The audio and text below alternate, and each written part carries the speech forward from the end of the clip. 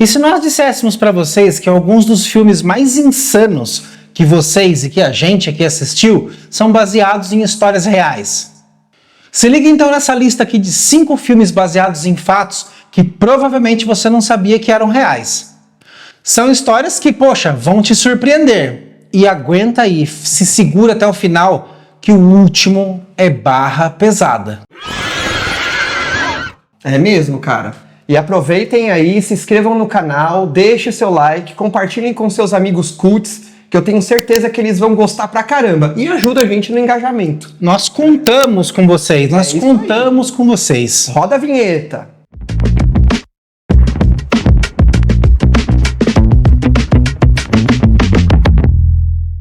Welcome to Miami Mutual Bank. How may I help you? I'd like to cash this check here and I'd like to take you out for a steak dinner. Você já sonhou em sair por aí enganando bancos, fingir ser pilotos de avião, advogado ou médico? Sim, claro. Toda hora. Não, e além de tudo, sair bonitão na foto? Pois é, meus amigos, existiu um cara que fez exatamente isso. E não era estagiário do RH, não. Era um mestre da enganação, né? Era brasileiro? Nos anos 60, um jovem chamado Frank Abagnale Jr., parece ser um nome sério, né? Parece. Mas não foi, não. Com apenas 16 anos, isso mesmo, você não ouviu errado. Ele decidiu que a vida de estudante estava muito monótona e pensou, por que eu não posso sair dando uns golpes por aí, né? Pô, jovenzinho e picareta desse jeito? Parece alguém que tá ficando famoso aí nos últimos meses, tá? Mostra aqui, editor. Of the king, the power, the man, the bastard, the king, the fairy, the smile. E olha, na picaretagem, ele não brincava em serviço. Pra começar, ele se passou por piloto da Panam. Eu tenho certeza que esse moleque não sabia nem estacionar uma bicicleta direito. Meu, até crachá ele tinha. O cara se passou por médico. Eu tenho certeza absoluta que nem diagnosticar uma gripe, igual a mãe da gente faz quando coloca na mão na testa assim, sabe na hora o que você tem? Ele não fazia. Ele se passou por advogado, gente. Provavelmente ele se deu melhor na prova da OAB do que muitos advogados que a gente conhece por aí, né? Com certeza. E tudo isso antes dos 21 anos de idade. E sabe o que é o melhor disso aí? Ou o pior? Ele já estava milionário, conseguindo trocar cheques ali falsificados. Cara, era o rei da picaretagem mesmo. O rapaz aí era um gênio do crime de forma bem precoce. Que nem as tiazinhas de aniversário diziam antigamente, né? Nossa, que menininho arteiro esse daí, hein? Esse era barra pesada. Agora, essa história inacreditável não poderia ficar só nos registros policiais. Em 2002, Steven Spielberg, ele mesmo, que fez dinossauros andarem e ET chorar. ET telefone minha casa. É isso aí mesmo. Decidiu fazer um filme dessa história, com o nome Prenda-me se for capaz. E no elenco, só peso pesado. Leonardo DiCaprio representou aí o malandrão Frank Abagnale Jr. Tom Hanks no papel do agente do FBI Crawl. É o famoso aí o cachorro correndo atrás do carteiro. E ainda conta com uma ponta de Christopher Walken, sendo o pai de Frank. Afinal, qual golpista aí não tem um pai pra soltar frases estranhas motivacionais, né? A todo tempo. Tem uma pontinha também da Amy Adams aí no começo da carreira. É, meus amigos, é uma mistura de humor, tensão e drama, e Leonardo DiCaprio em um jeito que até o FBI pensa em 2 vezes antes de prender ele. É uma história interessante porque são anos e anos desse agente do FBI tentando pegar esse vigarista. É, isso mesmo, cara, e foi como um filme muito bom. Ó, e uma curiosidade aí é que o Frank, ele foi convidado, né, pelo FBI a se tornar ali um consultor, alguém que trabalha numa divisão ali antifraudes. É interessante isso, né? É a mesma coisa, você passa a vida inteira jogando pedra na janela de alguém e de repente essa pessoa te contrata para colocar uma janela blindada. É isso mesmo. Poxa. Não, e o pior de tudo, né? O cara era tão boa praça que ele ainda frequentou as gravações do filme. É, ele tava lá no set, lá assistindo. Imagine você sendo um jovem internado num hospício porque curte um mato diferenciado que faz na sua cabeça. Cigarrinho do capeta. Ele mesmo, o próprio. Ou porque você, como eu disse, é um jovem que bate sempre de frente com a sua família, com seus pais. Parece até um roteirão de novela, né? Mas não é não, aconteceu de verdade. Essa história, que é uma das histórias mais impactantes do cinema nacional, e digo até que é um filme injustiçado, meio esquecidão aí. Muita gente não assistiu. Eu acredito que sim. É O Bicho de Sete Cabeças. Nos anos 70, um jovem chamado Austregésilo Carrano Bueno... Austregésilo? É, cara. Tá aí explicado a revolta do rapaz. Acho que é uma grande parte disso daí. Não é? Sim, é o nome real dele, cara. Ele escreveu o livro O Canto dos Malditos. Desculpa aí quem se chama Austregésilo, tá? Se alguém se chama Austregésilo, escreve aqui embaixo. O livro é um diário de um pesadelo, né? Carrano foi internado pela própria família em um hospital psiquiátrico. O motivo disso, ele era muito rebelde, usava maconha, que na época era como se fosse invocar o capeta. Cara, era barra pesada. Por falar em capeta, fica no vídeo aí, hein? E também fazia de tudo para deixar o seu pai super conservador de cabelos em pé. E não foi só isso. Durante a internação, ele enfrentou maus tratos, abuso e viu de perto o terror que eram os manicômios na época, né? Era praticamente um depósito de doentes, né? Ninguém era tratado. A pessoa era jogada lá e esperava morrer. É verdade, né? Parecia mais um cenário de filme de terror do que um centro de recuperação. Lamentável. E avançando para os anos 2000, século novo, mas as insanidades continuam velhas, a diretora Laís Bodansky resolveu trazer essa insanidade para as telonas e transformou nesse grande filme. E, que filmaço! Filme, né? O Luiz Bolognese, ele se inspirou no livro, ele pegou ali a obra original para escrever um roteiro, deu aquela corte de rebarbas e tudo mais para justamente caber nas telonas e focou ali no que realmente importava, né? Que na época era um jovem que lutava contra um sistema opressor. Mãe, eles dão choque nos loucos, eles vão dar choque na minha cabeça, eles vão dar choque, mãe! E o elenco? Só joia, só os caras ali da nata. Rodrigo Santoro, ele faz ali o rapaz inspirado no Carrano, o Neto, que faz talvez aí uma das suas, se não a atuação mais visceral e realista da sua carreira. Concordo plenamente, verdade. Otton Bastos fazendo o papel do pai, trazendo aquela áurea, aquela coisa de não aceito o meu filho do jeito que ele é, nível hard. E ainda temos a Cássia Kiss, que faz a mãe do protagonista, trazendo aquela coisa assim da mãe que tem culpa e tenta equilibrar essa culpa com amor, com carinho. Um fato de fã aí pra você jogar na mesa do bar. Rodrigo Santoro se empenhou tanto nesse papel que ele emagreceu horrores, deixou o cabelo todo desgrenhado e deu um show de atuação. Ele ficou com a aparência de gente doente. Cara, e isso abriu portas pra ele pra fora do Brasil. Meu parceiro, às vezes desgraça na ficção rende Hollywood no futuro. The world will never know you existed at all. The world will know that free men stood against a tyrant. Bom, de repente você tá lá de boa, dirigindo pelos Estados Unidos, lá no interiorzão, sossegado, solzão na cara, poeira, e do nada, assim, ó, aparece um armário com uma motosserra na mão, usando uma máscara de couro humano, correndo atrás de você, tentando arrancar o seu couro. Pois então, parece loucura de filme de terror? Fique sabendo que no fundo, bem no fundinho, tem uma origem real isso daí. Um clássico do terror que sim, foi inspirado em fatos. Tudo começou com o sujeito mais errado que já pisou na Terra. O nome dele é Ed Gein, que foi inspiração por uma penca de filmes de terror. Ed Gein era um fazendeiro que vivia em Plainfield, Wisconsin. E qual que era o hobby preferido dele? Coletar cadáveres em cemitérios locais. E não satisfeito com isso, ele arrancava o couro e fazia móveis, roupas e outros afins aí. Cara, que isso? Pesado. Dito isso, ele não usava serra elétrica e também não era um armário. Mas foi a centelha para despertar a criatividade da galera da sétima arte. Em 1974, o Tobe Hooper conheceu essa história, pegou ela como base para fazer um dos filmes mais assustadores e revolucionários, vamos dizer assim, de slasher da época. O Massacre da Serra Elétrica.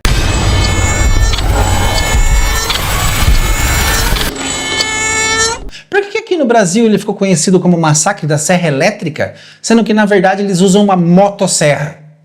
O filme foi feito na base da coragem e da pizza fria.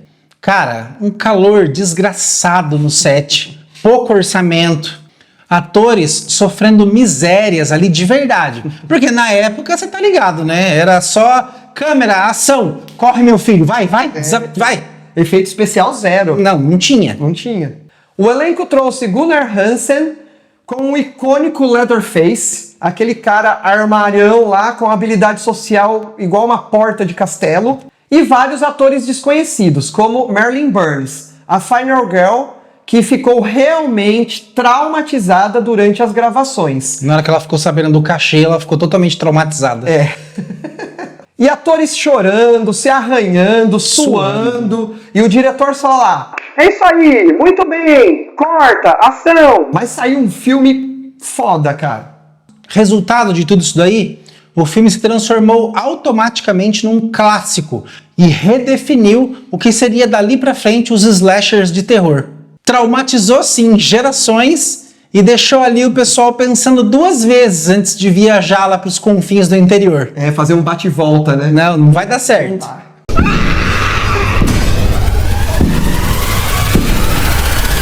E sabe o que é o mais louco de tudo isso? Se você comparar os filmes slasher de hoje, Sim. O Massacre da Serra Elétrica não tem muito sangue, é pouca mas coisa. o desconforto que causa, que o máximo que você corre, que o que você faça... A sujeira, o negócio meio imundo. E você não vai escapar do Leatherface nem rezando, cara. É um terror psicológico raiz. Não adianta correr, fica Não. lá, espera ser picotado. Exato. E é claro, né? Leatherface virou um ícone. Ao lado do Jason, ao lado do Michael Myers. Timão. Até no Mortal Kombat ele aparece, né? Timão de peso, velho. Bom, se vocês estão gostando aí do conteúdo, por favor, massacre o botãozão do like aí, parte pro meio o sininho de notificações, vocês nos ajudam demais. E vamos pra próxima. The Zodiac Killer has come to San Francisco. Another letter. School children make nice targets? Imagina morar numa cidade onde a maior preocupação não é qual vai ser a nova cor da camisa da seleção brasileira. Ai, que besteira.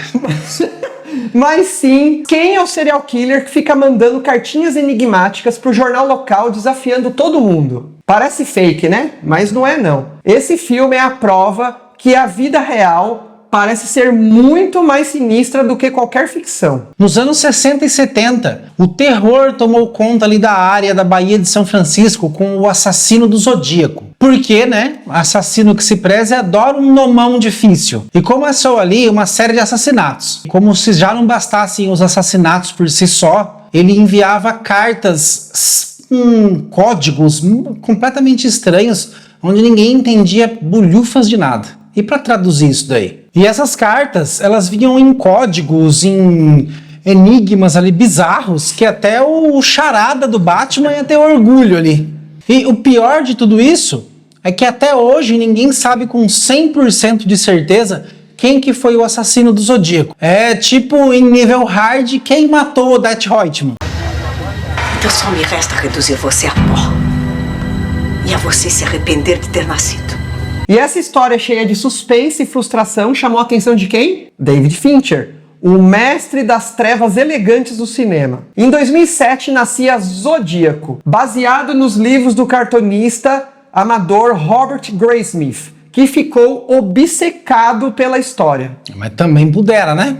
E o elenco é um Dream Team investigativo. Jake Gyllenhaal, que faz o Robert Smith, um desenhista de jornal que vira detetive. O Mark Ruffalo, que faz o inspetor Dave Tosh, que virou uma lenda, né? Que inspirou até o Harry Callaghan em Dirty Harry, aqueles filmes de policial do Clint Eastwood. E o Robert Downey Jr., como o jornalista Paul Avery, que já vinha trazendo ali aquela áurea, aquela coisa debochada pro papel. E por falar em Robert Downey Jr., pessoal, tem vídeo aqui no canal sobre ele, hein? Não deixe de assistir. Link na descrição. Provavelmente aqui ele já estava aquecendo para fazer o Homem de Ferro, né? Aquecimento do Tony Stark. E como todo bom filme do David Fincher, esse aqui não é diferente. Ele é meio lentão, porém ele é denso, cheio de detalhes, e você fica ali tentando descobrir, ali montar o quebra-cabeça junto com o diretor.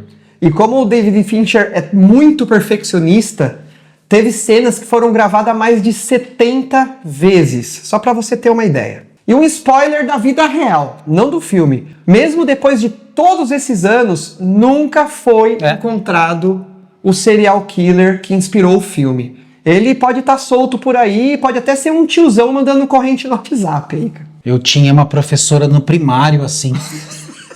Ó, se liga.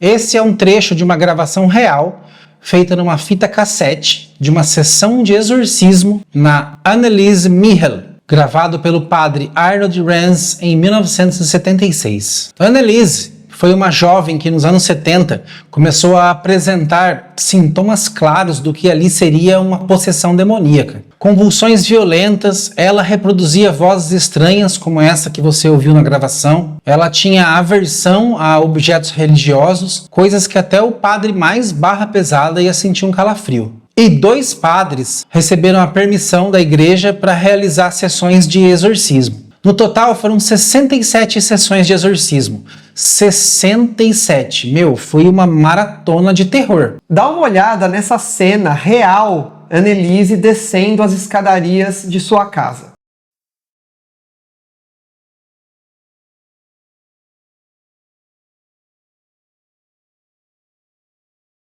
Só com isso daí já é um motivo para se preocupar, né? Tô arrepiado já, cara. Infelizmente, Anneliese Michel nos deixou em 1976, aos 23 anos. Padres e os pais foram levados a julgamento por negligência. E é aí que entra Hollywood, que nunca perde a chance de transformar uma tragédia em sucesso de bilheteria, né? I don't care about my reputation. What I care about is telling Emily Rose's story. Em 2005, O Exorcismo de Emily Rose chegou nas telonas. Inclusive faz 20 anos esse ano. Dirigido por Scott Derrickson, que mais pra frente aí entregou pra gente Doutor Estranho. Pois é, né? Do sobrenatural vai pro multiverso num piscar de olho, né? O filme mistura horror e drama jurídico. É o famoso caso Religião e Ciência. Foi um fato inovador aí pra filmes do gênero. E o elenco, ó, só peso pesado. A Jennifer Carpenter, que faz a Deborah Morgan da série Dexter, que interpreta a Emily Rose de uma forma assustadora e ao mesmo tempo que te deixa com dó do personagem. Arrepia até hoje quando assiste, cara. Papel fodástico, na minha opinião. Laura Linney faz a advogada Erin Brunner, que traz ali uma seriedade pra coisa toda ali, questionando se, poxa, o sobrenatural ali existe mesmo? Tom Wilkinson faz o Padre Moore, que é realmente ali numa interpretação magistral. A gente fica meio que acreditando e desconfiando dele ao mesmo tempo. Bela atuação também. O filme foi um sucesso de crítica e de bilheteria, e até hoje ele é lembrado como um dos melhores filmes de terror psicológico e possessão, baseado em fatos. Sim, sim.